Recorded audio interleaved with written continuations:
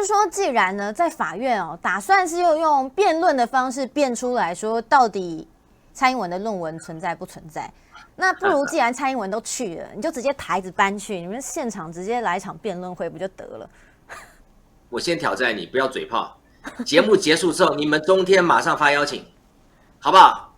叫中天特派在美国洛杉矶举办一场辩论赛，为我们开箱的同学们想办法让何惠荣去实现这样的一个。我要先募资一下，大家觉得好不好？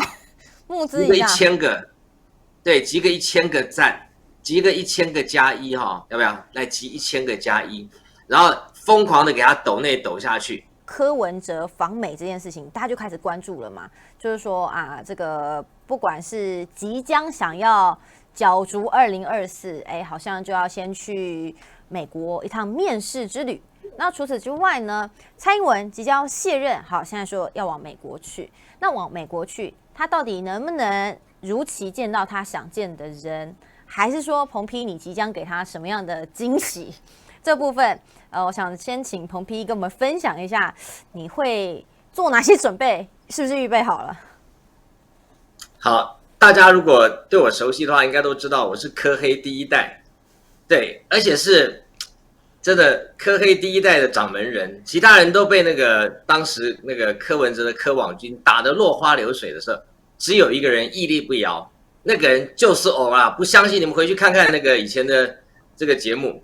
好，那柯文哲也是，所以跟我当朋友其实蛮倒霉。柯文哲也是他在选台北市长的时候，我是全力挺的，你知道，我是那个帮他站台、帮他主持，还跟他跑到新竹去。帮他这个做了一场新竹中学校友会的那个就是类似座谈，反正就是拉抬他的选举啊。而且我又要讲，知道我老是爱讲这句话，就是不好意思啊，让我吹牛一下，1毛钱都没有拿，自己掏腰包坐高铁去帮他站台，帮他主持了一场当时的这个座谈会。而且那天很特别，你知道那天我还去了柯文哲家吃了柯妈妈做的一顿饭，所以这对我的记者生涯来讲是几乎不曾发生过的事。我通常不到人家家，也不接受，我跟我的采访对象一定是保持距离。可是那天我非常的有印象，你知道吗？我那天是这样子啊，柯建铭、柯文哲双柯都是新竹中学毕业的校友，所以他们就办了一个活动，那在新竹中学旁边的一个场地，反正就是特别去做了一个谈当年忆往的，反正就是也是选举造势啦。结果我就下去主持了。那当天我记得下着倾盆大雨，那雨大的是我告惊人会惊。好，结果我主持完之后，柯文哲的爸爸就跑上来跟我聊天，然后跟我说来阮兜便饭一个好不好？我说免啦，柯爸爸免啦。他说好啦，来啦。你知道柯爸爸是一个非常有魅力的人。他是一个温文儒雅，会让人没有办法拒绝的人。他的话不多，可是默默的支持柯文哲。我看到柯爸爸的身影，个子高高的，然后很沉默。我瞬间看到了我过世的爸爸，我心里面就很难拒绝他。就他一直跟我说后啦来啦，这个破了我的原则。我通常不会去采访对象家里面，或者是政治人物家里吃饭。我有点被硬凹啦。好，我说啊，心里有点软，我就说好啦，但是我要挂灯一台北录影哦，因为那时候我还在正经现实批吧，如果没记错，对，我在正经现实批，我讲要灯一台北录影哦，讲好啦，不要紧啦，来坐一个啦，便饭啦，加两吹啊啦，我就答应了。然后你知道，我去之前我还特地开车，那天雨下的超级无敌大，我不是开车，我是叫车子。我还特地叫车子去绕到水果行买了一盒水果礼盒啊，那到他家去，因为我觉得到人家家里去吃饭嘛，总不能空手去嘛，空手去好像反正不对啦。Anyway， 我就去他家，然后我这一辈子真的吃了柯妈妈做的一手好菜，所以我其实跟蔡同学一样，我帮蔡同学主持他的国宴，我也是1毛钱都没拿哦，因为我那时候的身价我可以要个200万哦，他们会给哦。但是我没有。那好，我觉得这是我的理念，也是我的社会参与。虽然我很后悔，我这辈子最后悔的一场主持人，比主持10大枪击要犯更婚礼更令我感到后悔，就是主持了蔡同学的国宴晚会。好，那所以我其实在柯文哲没有当选市长前，我其实支持他。为什么？因为我希望看到台湾蓝绿之外有一个素人，带着满怀的理想，我们应该给他一点理想，给他一点机会。好，那当他当上台北市长的时候，我是不遗余力的监督他，我是柯黑第一代，真的我被黑到简直就是你知道无所谓，反正就这样。那柯文哲这一趟要来美国，我是祝福他。其实我对柯文哲投身参选2024，我是支持的。我支持的意思不是说我这票会投给他了，我也没法投嘛，通缉犯也没办法投。我又是无国际人求，可是我认为对台湾民众而言，我们总是应该要有蓝绿之外的选择，不能够被蓝绿绑架。你知道我们现在的立委都单一选区2票制，然后那个永远从今以后地方的区域立委几乎不可能有无党籍当选，或者第3党要当选，真的比登天还难啊！这个立委的部分已经被绑架了。好，那我希望总统选举这个层次，台湾人民配得更多的选择。至于最后谁当选，我们比较没有意见，但是我认为应该要有多重选择。那他来美国干嘛？当然是来考试的啊，来小考的啊，对不对？不然你以为我来美国干嘛？我也是来考试的啊，我是来考里长的，他们是来考总统的。那这个其实来是好的啦，好，要多带几个翻译不然柯文哲讲的英文美国人应该听不懂。那所以我觉得老美会怎么看他我不知道。美国可能会喜欢那种像朱立伦这种吧，乖巧听话，嘴巴又大。蔡同学也不错啦，对不对？要5毛给1块啊，又是老太太啊，你说奇怪不奇怪啊？所以换个柯文哲，让老美多一点选择啦，也不错啦啊。那老美如果要这个叫我去面试一下，我也会去啦啊。白宫草坪嘛，我也蛮熟的。好。更多元的声音，更多元的选择啦。在这里也顺便补充一下，因为蔡英文呢，从被讲说这个预计他这个行程呢，接下来要跟麦卡锡来会面嘛。除此之外呢，今天还被说会在当地智库举办的一项活动当中发表演说，而且呢会获颁全球领导力奖。这个给彭皮来评论一下好了。这个全球领导力奖，还有呢，刚刚现场网友问了一句说，蔡英文有办法把任期做满呢？这个就让我想到说，还是说他这一次去美国就直接留在美国，有没有可能？那就太好了，就不回来了。对，那就太好了。他要来美国，那我真的太好了，我真的我高兴的那个笑的真的是那个合不拢嘴。当什么奖什么了不起？我比他早1年拿正义之星奖，开什么玩笑？这有什么了不起？对不对？正义之星谁是谁？就是我啊！你蔡英文。你送这么多的钱拿这个奖，我1毛钱都没有送，我还领了1万块加币嘞，对不对？所以谁比较了不起？当然就是我啦。好，那很多人问我说，会不会去有什么惊天之举啊，去迎接他？我跟你讲啦，那些招都老招啦。当年蒋经国访纽约的时候，泛绿的侨胞赏了他2枪啊，那没打到嘛。那黄文雄嘛，郑自才嘛。那后来呢？李登辉访美的时候，有一些侨胞抗议，但是不多。陈水扁去访美的时候，蓝绿隔着一条马路互相叫嚣，台湾旗、中华民国国旗两边就差没有拿旗杆打起来，老美看的下巴都掉下来。今年蔡英文来的时候会有什么样的盛况呢？我不敢说，我不知道。可是一个很奇怪的现象就是，到目前为止，我认识侨界的蓝绿，好像都没有什么说，都没有对这件事情没有什么感觉，就是有点懒得理他。因为最近蛋价又上涨，给人贵3，大家也觉得不想浪费这个钱。那最近美国物价上涨，再加上 COVID 末期。还是有一些戴口罩防感染，所以我到目前为止真的绿的也没有什么动员，蓝的也没有什么动员。就是你知道政经关不了，或者是论文的开箱也应该是啦。其实很难得哦，台湾有一个政论节目，或者是有一个讨论台湾议题的这个的场域是蓝的绿的差不多各半哎，真的，我是不知道那个论文的开箱，我觉得也是有。那可是政经关不了，真的是蓝绿各半哦。那大家在一些比较敏感议题上面就，大家都会闭嘴，就自动闪开，就不会互相叫嚣。我觉得这样很好。那同样的，我在美国现在的群组或者朋友也真的是蓝绿各半。所以呢，将来要看2024的风向球哈，不要再去看乌龟了啦，龟壳不用看了，看我的壳就可以了。所以基本上，因为我有很多蓝蓝绿绿的朋友在这个美国，他们真的很奇怪哦，对蔡英文要来美国没有什么反应，这是我这辈子觉得到目前为止我苦思不得其解。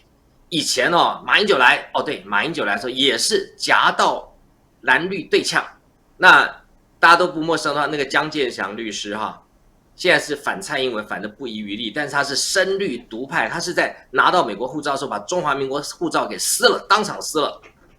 他在马英九访美的时候，特地跑到机场去迎接他，因为他是政大法律系毕业，马英九曾经是他的老师，他就举着牌子在那个机场外面说：“马老师，你的绿卡找到没？”啊，反正，但这些不管是深蓝深绿的，这一次对于蔡英文要来美国，真的好像当作没看到。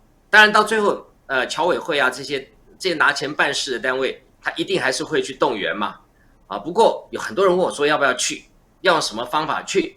那我们正经的小编还说我会做出惊天动地的大事。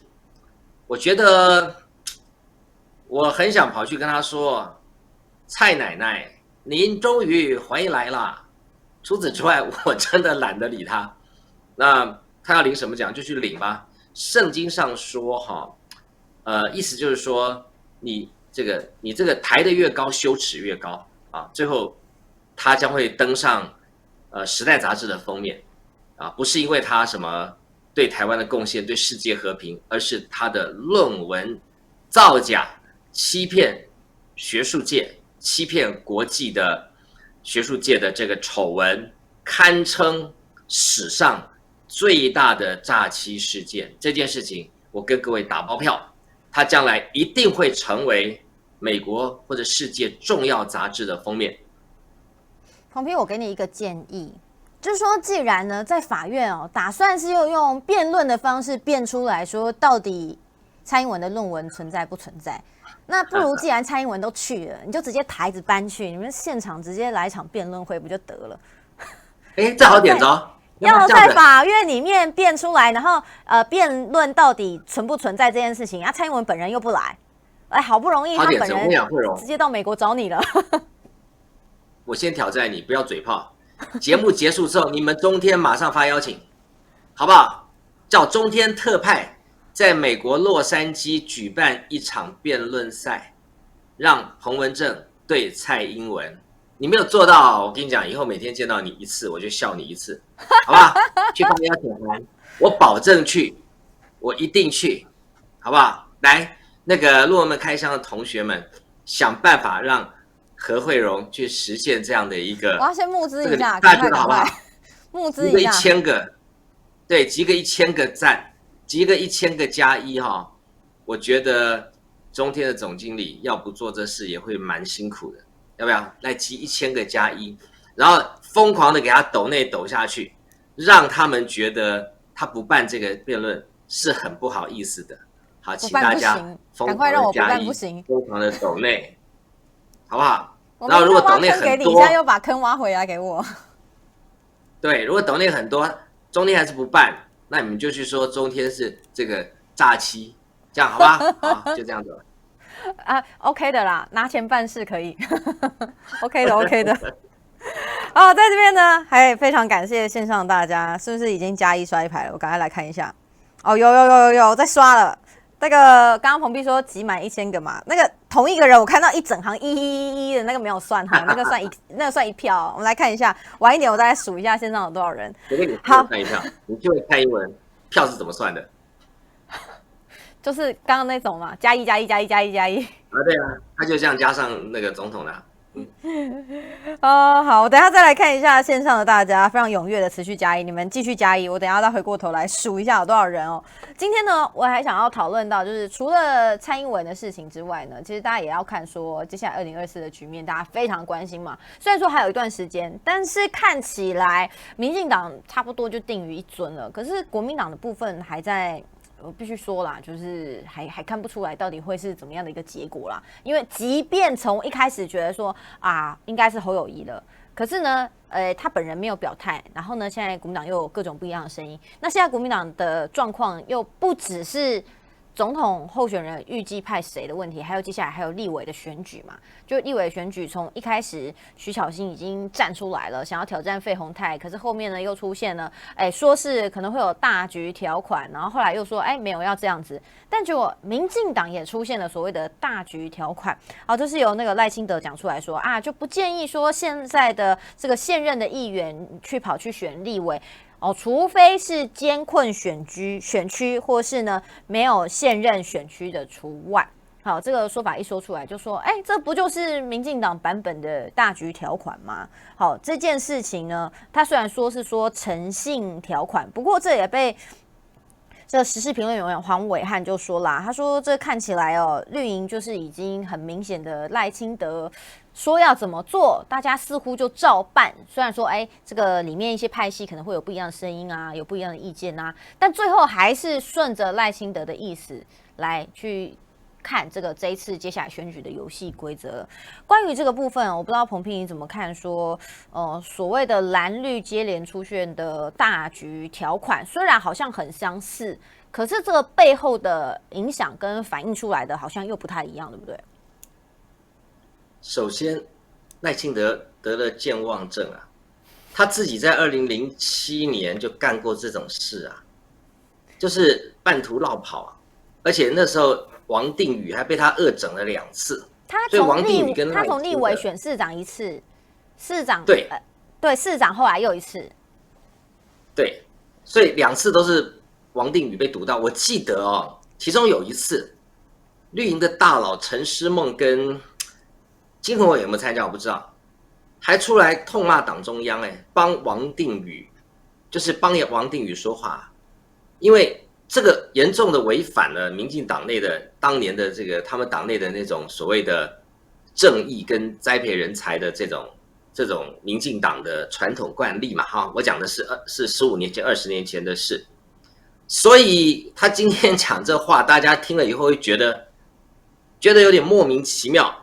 好，王定宇应该是一个这个内心应该是感触最深的一个人。当然，这2个人后来的这个政治路就走得天差地远了。一个人现在是民进党的这个东方不败，另外一个因为房客8000块含税让他，再加上他就是常常瞎挺民进党，然后喜欢抹红别人，所以造成他自己的格局就越来越小啊。但是当年确实啊。赖清德欠王定宇2个道歉啊，就赖清德今天得了便宜还卖乖，站出来说民进党的这个议员不应该去选这个立委。其实从民主政治的角度来看，为什么民进党的议员不能选立委？对不对？他又不是出国，他又不是去火星，他扩大他的服务，从议员的层级变成立委的层级，在同一选区有什么不可以？你说什么叫做背信？他没有背信啊，他升高了他服务的层次，这有什么地方不对？而且党内初选啊，公平的初选啊，不要用那个蔡英文的那种做掉赖清德的那种方法，用正常的方法来初选，有什么不可以？选民如果接受他更上一层楼，仍然服务原来的选区，有何不可？我实在搞不懂。好，所以这件事情就看吧。那有人说这个赖清德这个做法是拿来赌这个国民党啊，免得国民党就一大堆的年轻世代出来挑战。民进党其实很怕这些人哦，你去看罗智强、徐巧芯，这些人都有很大的战斗力哦，所以民进党就先出手。可是民进党出手以后，似乎地方议员也不买单嘛。高屏有一些议员就率先发难，他们说我们还是要选，为什么可以阻止他们选？这个基本上违宪了。如果他今天进民党内敢通过这样子的敢通过这样子的一个条款，就去告民进党违宪啊，对不对？选举罢免、创制复决，这是人民的权利啊，为什么不可以选？就算他离开以后要去选别的东西，这个也是他把这个认不认同这件事情交给党员，就会交给选民来做决定。对民主政治来讲，无何不可。